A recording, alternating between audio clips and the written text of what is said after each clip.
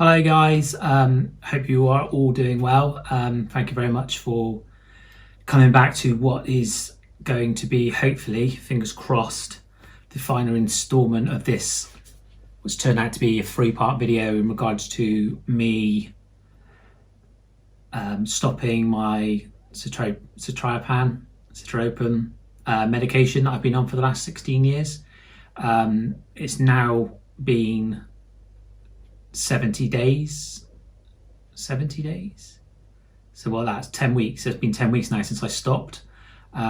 If you've not watched my previous video, so this is the 3rd video.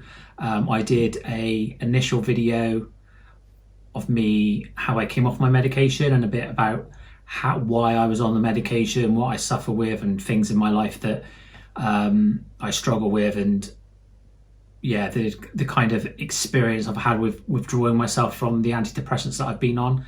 And then in my 2nd video, I did a 5-week update in regards to withdrawal symptoms that I was experiencing. And I'm not going to lie, it was hard. It has been a struggle. I know from all the comments that people have made and stuff that doctors say that it's not hard to come off of antidepressants.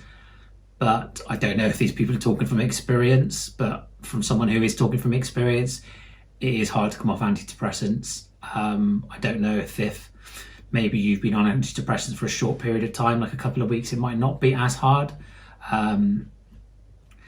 But for me, I've massively struggled to come off the antidepressants. So to kind of fill you in and do a backstory, so I came into this year on 20 milligrams of Citralopram, and I gradually reduced, and then I did manage to get down to 0, and I was on 0 for probably like 5 to 6 days and had a really bad panic attack, and then the next day I had another really bad panic attack. So I ended up going back on 10 milligrams, and then I've been on 10 milligrams trying to revalue or rebalance my brain. And then once I rebalanced my brain and I started feeling kind of normal again, as normal as you do feel in regards to antidepressants, but in the sense that I could kind of walk around and it wasn't something that I was very conscious of in regards to withdrawal or my imbalance in my brain and things. And then I started tapering it again, dropping down to 5, 2.5, cutting them in half. But as I said, go back to my initial video and have a look at that. But it's 10 weeks now, and fingers crossed, I'm withdrawal symptom free. So I get the odd brain zap, but when I say the odd brain zap, I mean maybe like once every couple of days. But anything else, I'm not withdrawing anything now. So 10 weeks in and everything seems to be quite good. I'm back to work. I've been working now for the last 3 weeks. I did take a job doing remote working, so it kind of, as I said, I've not worked now for a long time because I got made redundant.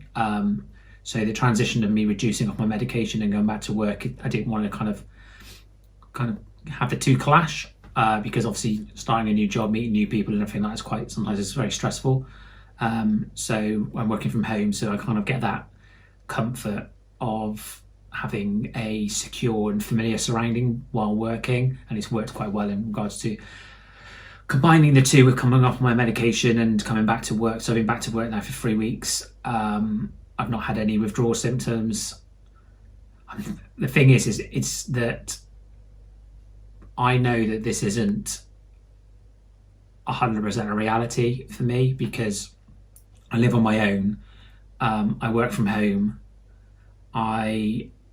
When I got made redundant, I made the decision to sell my flat and move to a completely brand new area in England. And I'm 2.5 hours away from the closest person I know, which is my mum, and 3.5 hours away from all my friends, my sister. So the reality is for the last 9 months, I'm in a brand new area. I've not met anyone. So in regards to kind of like a full-on life, I don't have that. I'm something of a kind of recluse anyway, as I've touched on in my previous videos and stuff. I'm not going to lie. I am experiencing some severe loneliness at the moment, and I have been for quite a while. COVID kind of highlighted my loneliness when everybody kind of retreated to their homes and was stuck in it. Where I lived, I realised that I was quite lonely, and for some reason, I do make decisions. I'm a very impulsive kind of person. I make decisions that potentially enhance things. So I was feeling lonely when I had friends around me because I wasn't really seeing anyone. So I then packed up my life, moved 3.5 hours away from people where I know 0 people. And surprise, surprise, I'm even more lonely. It's a weird sensation because you kind of, if anyone's watched The Christmas Carol or Scrooge, there's a scene in it where Scrooge is with the ghost of Christmas past, and he's kind of walking around lives and walking in around people through people's lives and stuff, and obviously they don't see them. And as depressing as that sounds, that feels very much like my world. I do a lot of things on my own. I kind of walk around, kind of passing people, having laughs with their friends and partners and playing with their children, and I'm in this silent world where I get no interaction. But let's be, come on, that's going to be probably going to be another video that I'll probably touch on, because it's good to kind of talk openly with people. I think it's very important to be open and honest with people, and the amount of engagement I've had from the last 2 videos I've posted in regards to coming off with antidepressants have been quite staggering. So I really thank everybody for the time that they've taken to watch the videos, and especially for the people that have left their comments. There's been some really, really brave comments that people have left.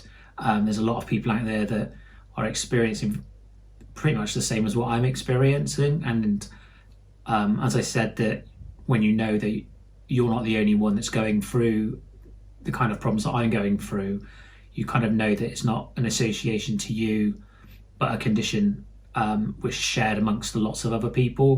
Mental health is rapid, it's huge.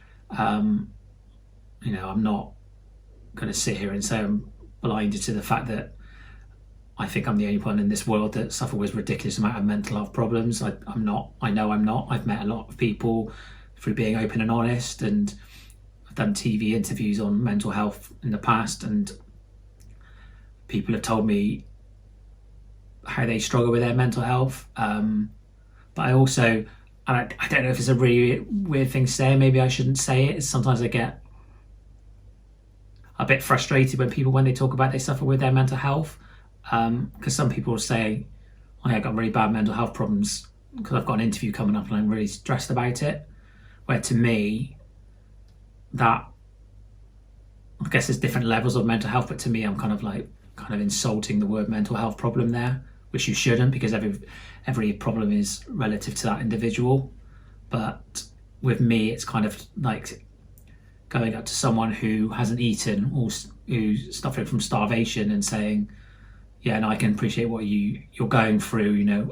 I skipped my breakfast this morning, or something like that, which you shouldn't, because you shouldn't compare your condition to others. You should focus on yourself, and there's no benefit from you going, well, my mental health is a lot worse than that person, because the end of the day is that mental health is very internal, and you don't know how much that's impacting somebody else. So you shouldn't really judge other people by what they say, and some people might not be as open as you in regard to their mental health, so they might not feel comfortable about kind of exposing the inner depth of their struggle like I do. I'm very, very, very honest. And if I don't know, when I was in my old job, if I was off sick because of my mental health and people say, oh, where were you yesterday? I would have no issue to say, my mental health's been really bad and I've suffered with my anxieties, flared up and I had a panic attack. The same as if somebody would say, I had a bad back or I had a migraine. To me, it's part of my makeup. I've accepted that. It's been like I've had it for 16 years. It's been a long time since admitting and being open and honest with it. It was kind of a stigma, but the end of the day is that a stigma is only a stigma if you accept that it's a stigma. If you're open and honest about it, the more you talk about it, the less impact those words have within yourself, and then it becomes the norm. And that's what I do. It's funny because I was thinking about it the other days. I have very, very accurate timelines in my head in regards to how everything kind of spiraled out of control for myself. You know, when I was 30, which is when I had my first panic attack, and it's off the back of a breakup, but not off the back of the breakup with my girlfriend in the sense of what she did, but off the back of how I reacted to that breakup, and how that I kind of indulged myself in alcohol, and to the extent that my body kind of shut itself down, and it shut itself down in the way that it had a massive panic attack and I didn't know what was going on, and combined the panic attack with me binging for 4 days on alcohol till I was passing out. It created this huge fear within my life of these panic attacks, and when I have panic attacks it kind of takes you back to that moment, which was like 16 years ago. And it's weird because I think to myself, if I hadn't drunk alcohol, then how different my life would be now. But the fact is, it's not. You can't think like that, because this is my life now. And then there's just been triggers really that along the road. I can remember literally when I first started suffering with my really bad panic attacks and stuff like that. I went through a stage of 2 weeks where I was too scared to leave my flat, because I was so scared of having a panic attack that every time I stepped outside my flat, I literally just filled me with dread that I was really far from my flat and I was going to have a panic attack. And I remember I didn't know how to fix myself, so I wanted to kind of, I live by a main road, and I wanted to walk out to get knocked down by a car so that I could get taken to hospital, so that somebody could fix me, because I didn't know how to fix myself. And that thought scared me enough to kick me into gear. And the next day I got up and showered and got dressed as if I was leaving the flat, but didn't. And then the following day I got up and got dressed and then went to the car park to empty the bins. And then the following day I walked around the car park. Then the following day I went to the local shop, and then I gradually built up baby steps to getting my life back. And I signed up for the London Half Marathon, which was 6 months away, and that was my goal, was to get myself to that London Half Marathon, which I did. I didn't do it at any pace because that wasn't the point, but I got there and I did it, and that was kind of my aim, to get myself back. I wanted some aspect of my life back. And then I used to get really, really, really down about my panic attacks, and I used to feel really sorry for myself. And by doing that, it kind of just made the process of my anxiety longer than what it should have done. I remember that I went to London to meet up with my friends, and I booked into a hotel, and I went to meet my friends in the pub, and then literally as soon as I walked in the pub, I started feeling giddy and lightheaded, and I thought I was going to faint. And then my anxiety just built up, because that's my fear, fainting. And I started having a panic attack, so I walked out of the pub and I walked around, and me being me and what I touched on my other video, I went to a shop and bought a bottle of vodka, because I knew that once I got myself to a level I was drunk, then I don't deal with any of this, have to deal with it anymore, because I'm not conscious of my emotions anymore, and I'm not kind of scared of the fear of panic attacks when I'm drunk. And that's why I had a problem with alcohol. Again, as I touched on, I never drank at home on my own, because when I was at home I always felt safe, but when I was out I struggled, so I used to kind of use alcohol to numb everything, and that didn't work. So I ended up going back to my hotel, and I remember sitting in London after being on a train for 2.5 hours, knowing that all my friends are sat in a pub and I'm sat on my own alone in a hotel in London, and something massively clicked in my life, in the sense of that I just thought, kind of fed up with feeling sorry for myself. It's my reality that I suffer with panic attacks, and the reality is that it takes away events in my life. But I'm in London, and tomorrow, I'm going to recuperate this evening, and then tomorrow I'm going to go and enjoy London as a tourist and walk around and have a day of it. And I don't know, it's kind of like the penny dropped with that then. And after that, when I had a panic attack, it kind of only ever took that day away from me. It never took 2 weeks of my life away where I felt sorry for myself and let the panic attacks build up. It kind of only took that recovery, and then the next morning I was very acceptance of my condition, and that was a massive changing in my life. And now, obviously, with regards to coming off my medication, so I came off my medication before, which I touched on. I'm not sure how I did it because I don't remember it being really hard. I came off it 6 years ago. I quit my job and went travelling, which I'll touch on in another video, because it's funny when you say to people, well, you can't be that bad because he quit his job and go travelling. But so much stuff mentally happened in my head that I couldn't handle. From the outside person looking in, they didn't know I couldn't handle it, because I'm a very internal person. I don't like bringing attention to myself. So when I have a panic attack, I struggle, but I like to remove myself so no one can see me, and I have to deal with it myself. But yeah, so I went travelling and I was off my medication then, and I was actually off my medication, this is 6 years ago, for 18 months. And then I returned back to work. And with the stresses of work, I struggled massively, and I ended up going back on 10 milligrams.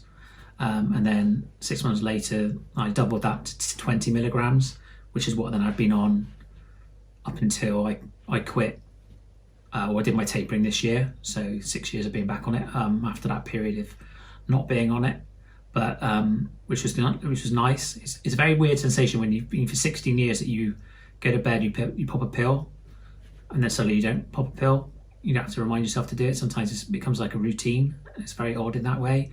But I'm also very conscious of the fact that suddenly I feel very vulnerable to the world. It's like, I don't know, maybe doing an abseiling or something, and you know that you've got security ropes on you, and then suddenly you're doing an abseil and you haven't.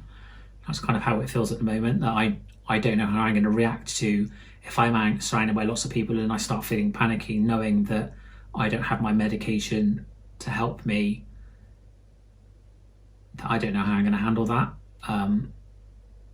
But that's something I don't know. There's no point in kind of going over what potentially could happen, because you're just going to live not doing anything, and I'm not into doing that. So the emphasis of this video is that the withdrawal symptoms have stopped. I've just rabbited on, I apologise. The withdrawal symptoms have stopped now. It hasn't been easy. Please don't pretend or think that it is going to be easy. I certainly know that if in 6 months' time I'm massively struggling, then I will go back on my medication. I will know that I can't kind of function properly without the medication, and I'll just have to accept that. But I want to give it a go. Like I said, I'm very numb to things. I'm very unemotional. I don't have a lot in regards to feelings, like sexually, kind of deep down emotion and things like that. I'm stupidly numb to everything, and I just kind of wanted to feel again, which is one of the drivers for coming off the medication. And in the sense of that, when I lost my job and I sold up and moved to a new area, that I thought maybe this is a fresh start for me. And I haven't touched on it, but I have in my previous videos that 2.5 years ago I quit alcohol. So I've been sober now for 2.5 years. So there's lots of very pure things going on in my world, and I want to see if I can deal with that face on without the medication. But at the same time, if I need the medication, I need the medication, and there's no shame in it. I'm not gonna suffer and live a crappy lifestyle because I'm too stubborn to go on the meds. You know, they're there to help people, and if they help you, and that's a beautiful thing. And if you gave me the choice of dealing with panic attacks or being numb to emotion, I'll take being numb to emotion over it every day. if you've got to this far of the video, thank you very much for watching. If I can ask that if you do find any of the free videos that I've posted helpful, if you could hit the thumbs up button, because it does help the YouTube algorithm, and then that then puts my video in front of people that are also suffering with mental health. And what I would like to do through my openness and honesty, and also with the engagement I've already had from people, which has been grazing, because I think I've had literally 10% of my viewers have left a message, and that's amazing. You know, there's so many brave people out there that are struggling and very open with it, and that's really nice. And if I can reach that one person that isn't open and kind of let them realize that it's acceptable to be open, there's no shame in being open about struggling. You know, I struggle through life. My mum knows I struggle, my friends know I struggle. I've said many times is I don't know how to be happy, and things like that. And it's funny because I'm very vocalized, but I'm not emotional. So if I'm upset about something, I will tell you I'm upset, but you won't see that I'm upset. And like I said, that I will tell you I'm lonely. Words don't scare me, if that makes sense. I'm probably too open maybe at sometimes. I think sometimes it's a bit of a overbearing, but that's just me. I'm just a very open person. But anyway, yeah, so if you can leave the likes, press the like button on the free videos if you watch them. If you haven't watched the 2 previously and build up to this, do so. And if you want, I'm more than happy to do a Q&A. So if you want to leave any questions, then I'll do another follow-up video with any questions that you might have in regards to you tapering, or you being on your antidepressants, or just anything really that I can assist you with, because that would be fantastic if I know that I can help people through the power of YouTube and just being open, and it's nice having this engagement with people. Then I will do so. I was going to do this video on a paddleboard, because I bought a paddleboard, but I thought that would be quite pretentious. People will be watching it going, why is he talking to us about this on a paddleboard? So I just done it in my chair, because at the end of the day, the focus should be on the words that I'm saying, not on the surrounding and the activity that I'm doing. But anyway, yeah, so the good news is my withdrawal symptoms have gone. I've got through it, you can too, but you just need to be very honest with yourself. Please take care of yourself. Please continue with the comments, subscribe, and I'll do a couple more open and honest videos that hopefully will kind of relate to other people. And thank you very much for your time, and please continue to look after yourself and be open and seek the help if you need it, because there's no shame in it. Right, look after yourself. Bye.